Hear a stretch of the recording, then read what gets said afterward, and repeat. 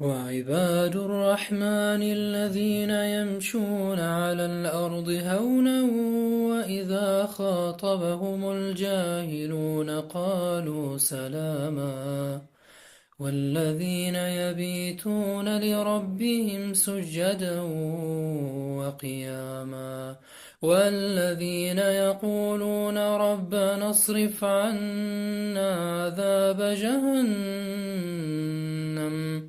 إن عذابها كان غراما إنها ساءت مستقرا ومقاما والذين إذا